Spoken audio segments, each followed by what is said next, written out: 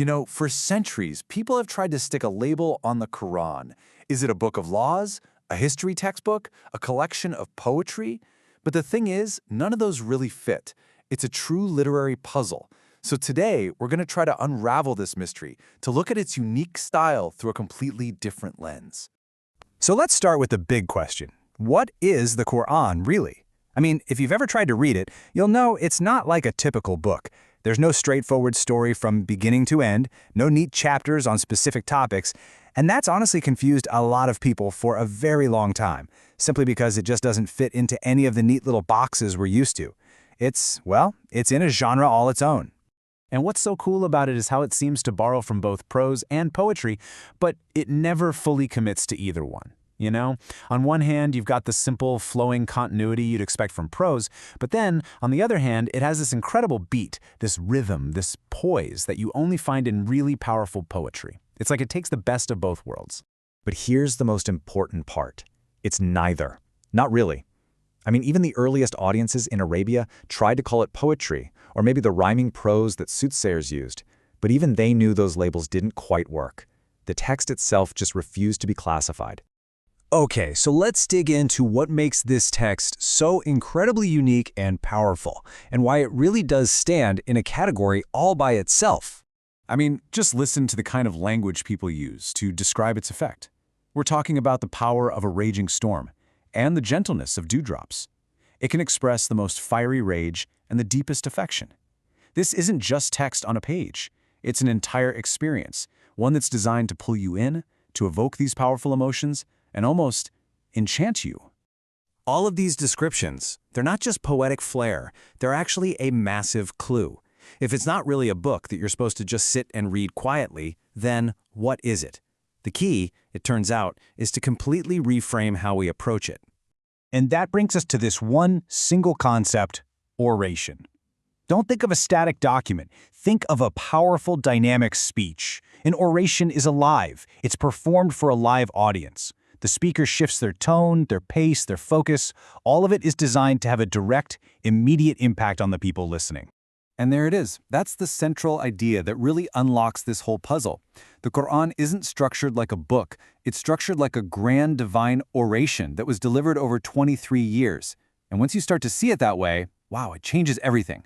It's not something you're just meant to read like a novel. It's something you're meant to experience, like you're listening to a live, unfolding speech. The Qur'an even talks about itself in these terms. There's a verse that says its impact is so huge, so powerful, that if it were revealed to a mountain, the mountain would crumble to dust. I mean, that's not the kind of language you use for just a regular book. That's the language of a monumental, earth-shattering event, an oration. Okay, so if it's an oration, how are we supposed to listen to it correctly? Well, it turns out there are a few keys that can help us unlock that experience. Let's look at 3 of them. Right, here are the 3 big ones. First, you have to figure out the setting, or the ambience. Second, you've got to keep track of who is talking and who they're talking to. And third, you need to learn when general-sounding words actually have very specific meanings. So, this first key is all about context. Think about it. A great speaker is always reacting to a specific situation, right? They're addressing current events, answering questions, responding to challenges. To get what they're saying, you've got to understand the situation they're in. But here's the really wild part. According to scholars like Imam Islahi, you don't actually need a bunch of external history books to figure out the context. The clues to the ambience are baked right into the text itself. The rhythm of the sentences, the types of arguments being made, they all paint this vivid picture of the exact moment it was being delivered. Okay, on to the second key, and this one is absolutely crucial. In any good speech, the speaker turns to address different people in the crowd, right?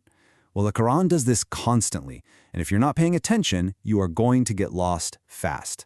So the speaker be God, the audience being spoken to can shift. One moment it's the believers, the next it's the pagan leadership, then it's the people of the book.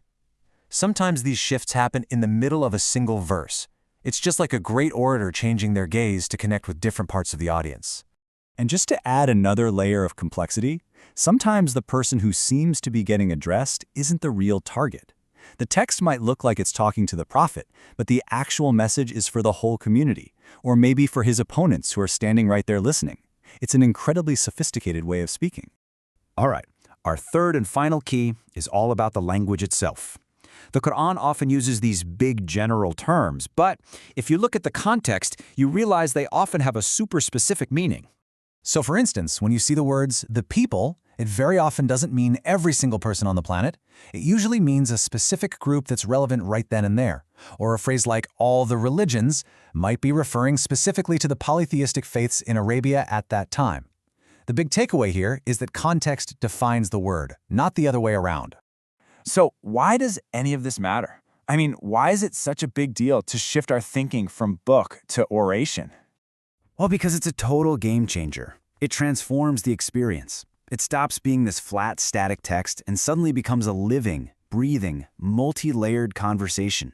You start to notice the back and forth, the arguments building, the sheer rhetorical power that you would totally miss otherwise. Look, this way of thinking, it asks something of us. It means we can't be passive readers anymore. We have to be active listeners. We have to constantly be asking those questions, okay, who's the speaker right now? And who is the intended audience in this moment? It forces you to realize that with this text, context is quite literally everything. And that kind of leaves us with one last big question to think about. If a sacred text isn't really a book in the way we usually think of it, but an oration that's been captured on pages, does that fundamentally change what it even means to read it? Maybe reading it is less about quietly consuming words and more about trying to reconstruct a powerful live event inside our own heads.